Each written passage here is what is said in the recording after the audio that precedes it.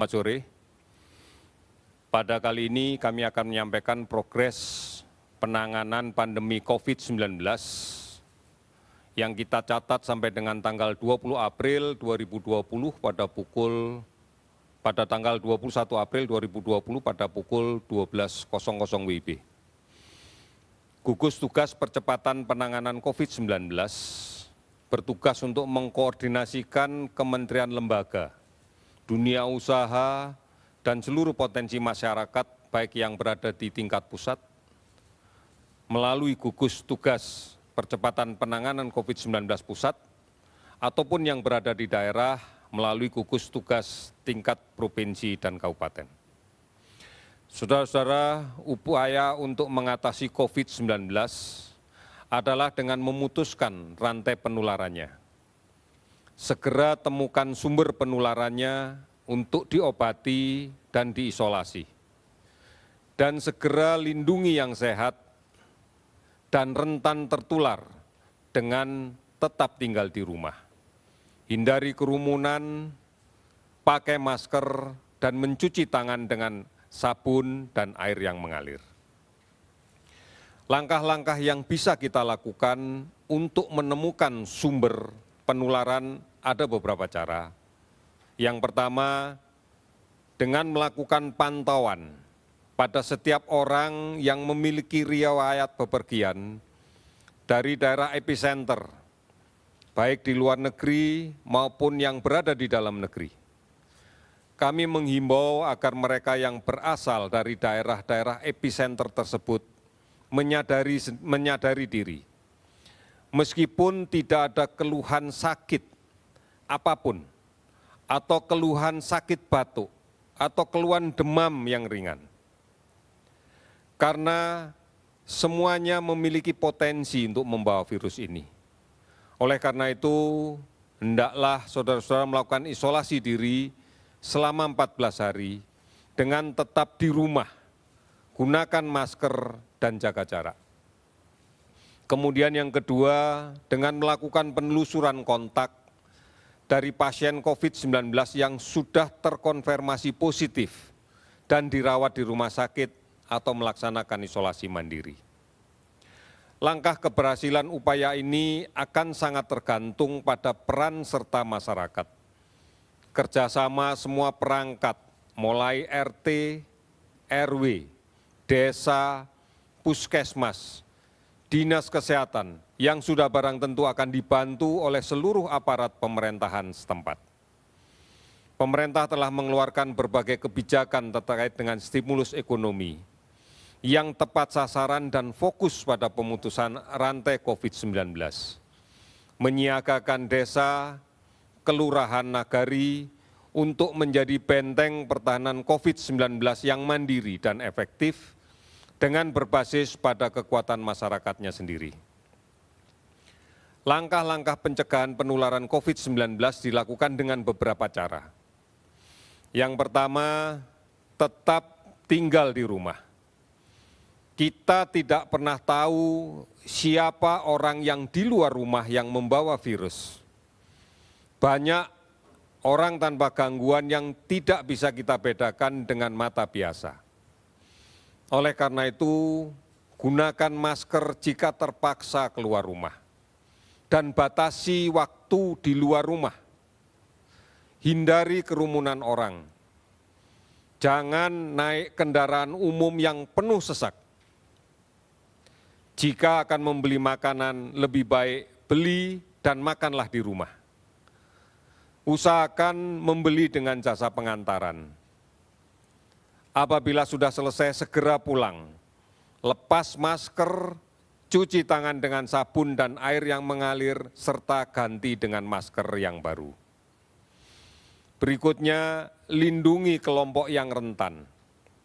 Saudara kita yang berusia lanjut, saudara kita yang berpenyakit kronis, tekanan darah tinggi, kencing manis, asma, kanker, TBC, dan lain-lain. Karena kalau mereka terinfeksi COVID-19 akan dapat berakibat fatal. Oleh karena itu, saudara-saudara sekalian, kami berharap untuk terus-menerus mengikuti informasi yang benar tentang COVID-19. Telah banyak informasi yang kita siapkan, baik di portal covid19.go.id, hotline 119, WhatsApp COVID-19, Hello Kemkes, aplikasi online dan layanan telemedicine yang lain, serta siaran yang terus-menerus dilaksanakan oleh TVRI dan RRI yang disebarluaskan oleh televisi dan radio swasta lainnya. Mari kita ikuti informasi yang benar. Ini semuanya menjaga agar kita tidak menjadi panik, tidak menjadi resah karena informasi yang belum tentu bisa dipastikan kebenarannya. Saudara-saudara, data yang kita himpun sampai dengan tanggal 21 April 2020 pukul 12.00 sebagai berikut. Saat ini jumlah laboratorium yang beroperasi ada 37. Beberapa laboratorium terpaksa harus menghentikan aktivitasnya karena memang reagennya belum sampai. Namun kita pastikan bahwa besok maka akan beroperasi keseluruhannya. Spesimen yang kita periksa sudah mencapai 503.701. Kasus yang diperiksa sebanyak 46.173 orang. Hasil positif sebanyak 7.135. Hasil negatif 39.038 orang. Dari pemeriksaan ini, kalau kita hitung berdasarkan jumlah pasien, maka akumulasi data pasien yang kami himpun dari seluruh dinas kesehatan provinsi kita dapatkan 186.330 orang dalam status orang dalam pemantauan. Data ini adalah akumulatif dan sebagian sudah selesai dipantau.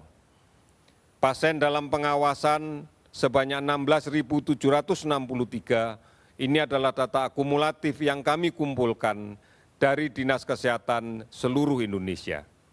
Angka inilah yang kemudian akan kita jadikan prioritas untuk pengecekan laboratorium. Konfirmasi positif yang kita dapatkan sebanyak 7.135 orang. Kasus sembuh 842 orang, kasus meninggal 616 orang. Seluruh provinsi telah terdampak. Kabupaten kota yang terdampak meningkat menjadi 257 kabupaten kota. Jika kita perhatikan sebaran pasien sembuh, di DKI sudah ada 286 orang dinyatakan sembuh, tentunya dengan kriteria klinis, membaik, tidak ada keluhan, serta pemeriksaan laboratorium sudah dinyatakan 2 kali pemeriksaan negatif. Jawa Timur 100 orang, Sulawesi Selatan 73 orang, Jawa Barat 75 orang, Jawa Tengah 51 orang. Apabila ditotal dengan keseluruhan provinsi yang lain, maka jumlah sembuh adalah 842 orang. Rincian yang kita dapatkan adalah sebagai berikut. Pada hari ini kita dapatkan 375 kasus konfirmasi baru, sehingga total menjadi 7.135 orang. Kasus sembuh bertambah 95 orang, sehingga total menjadi 842 orang. Kasus meninggal bertambah 26 orang, sehingga jumlahnya menjadi 616 orang. Saudara-saudara, mari kita berpartisipasi secara aktif dalam penanganan COVID-19 ini melalui cara memutuskan penularan COVID-19 ini. Pastikan kita, keluarga kita tidak tertular. Dan kita pastikan saudara-saudara kita yang kemungkinan tertular tidak menulari ke orang lain. Tetap tinggal di rumah. Ini adalah jawaban. Mari kita sebarluaskan dan kita laksanakan penggunaan masker. Maskerku melindungi kamu, maskermu melindungi aku. Hargai dan bantu upaya-upaya mereka yang melakukan isolasi mandiri